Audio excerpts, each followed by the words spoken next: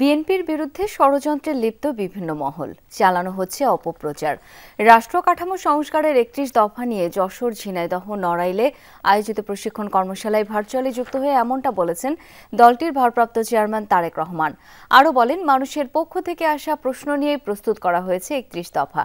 পাশাপাশি ৫ আগস্ট থেকে শিক্ষা নিয়ে নেতাকর্মীদের জনগণের সাথে থাকার আহ্বান জানান তিনি।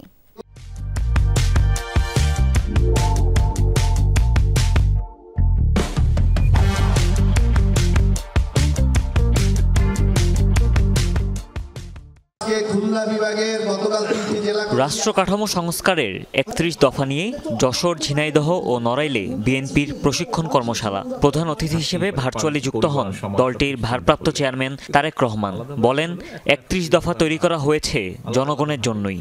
আপনাদের স্থানে আপনারা বিভিন্ন মহল বিএনপির বিরুদ্ধে ষড়যন্ত্র করছে বলেও অভিযোগ করেন তারেক রহমান। বলেন, অপপ্রচার চলছে তার দলের বিরুদ্ধে, তবে বিএনপির প্রতি মানুষের আস্থা আছে বলেও দাবি করেন তিনি। বিএনপির বিরুদ্ধে বিভিন্ন মহল বিভিন্নভাবে কিন্তু তৈরি হচ্ছে, প্রোপাগান্ডা ছড়াচ্ছে। এরই মধ্যে আমরা সেগুলো দেখতে পাচ্ছি। প্রোপাগান্ডা ছড়াচ্ছে, শত্রুপক্ষ বলেন বা প্রতিপক্ষ বলেন, সেগুলো তারা করবেই। দেশের ভিতরে বাইরে সেটি তারা করবে, আমরা সেটিকে ফেস করব।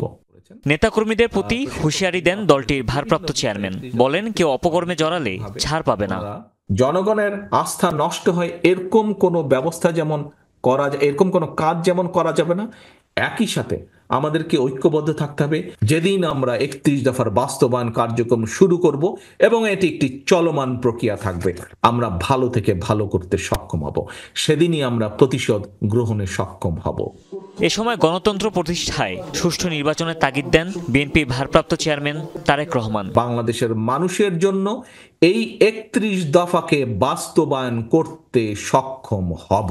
হুমায়ুন রশিদ, যমুনা নিউজ।